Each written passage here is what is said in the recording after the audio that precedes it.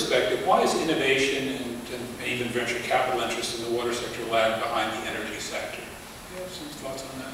I guess the root reason is that, as most people know, water historically has never been a price problem.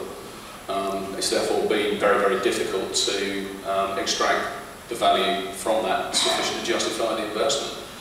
The stuff we're doing is in effect a bet that the laws of supply and demand still apply.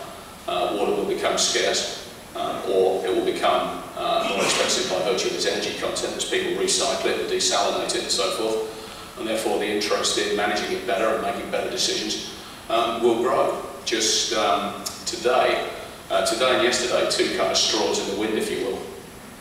The first is, as some people may know, the drought that has been that is about to happen here in California.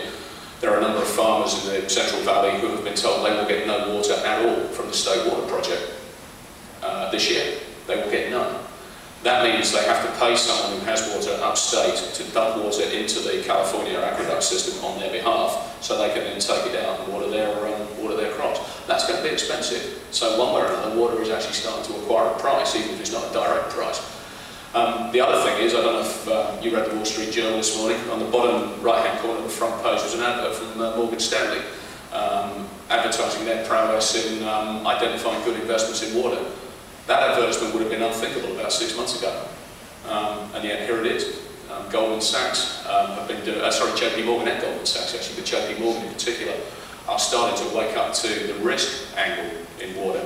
The fact that if you are an enterprise and your operations are in some water stress zone, even if your headquarters is in somewhere nice and green and plush and damp and whatever, if your supply chain or your operations are in China or wherever, you've got water risk. How are you going to manage that? How are you going to guarantee your continued operations and so on? So both from the risk angle and from the pricing angle, people are beginning to wake up to the fact that there's something there that needs to be managed more effectively.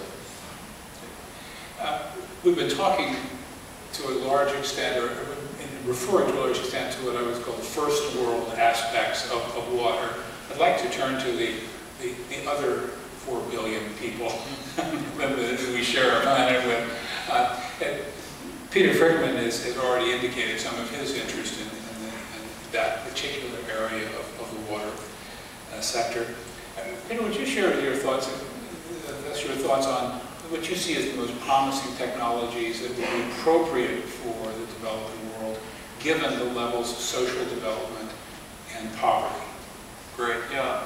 I can't claim to speak for 4 billion people, although it's, I'd love to represent that.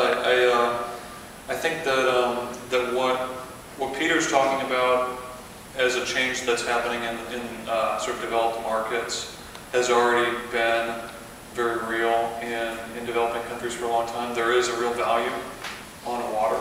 In many cases, it's its own currency. There's only a certain amount of water, and when your well is dry or when you can't haul anymore by hand, then you don't have any more. So we've seen maybe as a premonition in developing countries the price of water, and so at the same time this area of development has traditionally been dominated by nonprofit organizations, governments, international aid organizations, and there's certain technologies which have been at the forefront, I think. Water purification, for example, Andrew spoke about, and that I think is both for practical reasons. It's true that we actually do need to purify water for drinking, and the number of people who don't have access to water is staggering. But I think that there's also opportunities in an area where that's been less focused on, particularly in agriculture. The fact is that 70 to 80% of our water, fresh water usage, is in agriculture, and so when you start to talk about reducing percentages here and there to save water, the big elephant in the room is, well, how do you use agricultural water more efficiently? And so I think that water efficient irrigation is a huge area for improvement and investment. Obviously, that's the area that I'm in low-cost drip irrigation.